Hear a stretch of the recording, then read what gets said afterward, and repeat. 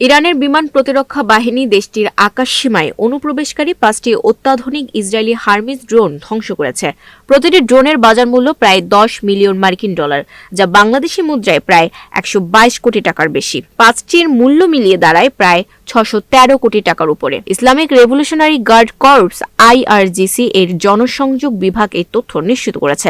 ইরানের আধা সরকারি বার্তা সংস্থা তাসনিম নিউজ সোমবার প্রতিবেদনে জানিয়েছে, শনিবার দেশের দক্ষিণ উপকূলে IRGC গ্রাউন্ড ফোর্সেস বার্সিজ এবং হরমুজগান প্রদেশের স্থানীয়দের সহায়তায় এই ড্রোনগুলো ধ্বংস করা হয়। তাসনিম নিউজের তথ্যমতে ফেব্রুয়ারির শেষের দিকে শুরু হওয়া যুদ্ধে এ পর্যন্ত প্রায় 140টি মার্কিন ও ইসরায়েলি ড্রোন ধ্বংস করেছে ইরান। এছাড়াও শত্রুপক্ষের উন্নত F-জেনারেশন যুদ্ধবিমানের ধ্বংসের সংখ্যা এখন 2 অঙ্কের ঘরে পৌঁছেছে। হার্মিস 900 মডেলের ড্রোনগুলো মূলত দীর্ঘ সময় উড্ডয়ন সক্ষম, গোয়েন্দা নজরদারি এবং তথ্য সংগ্রহের কাজে ব্যবহৃত হয়। সামরিক বিশেষজ্ঞদের মতে প্রতিটি ভূপাতিত ড্রোনের আনুমানিক বাজার মূল্য প্রায় 10 মিলিয়ন মার্কিন ডলার বা প্রায় 122 কোটি টাকা।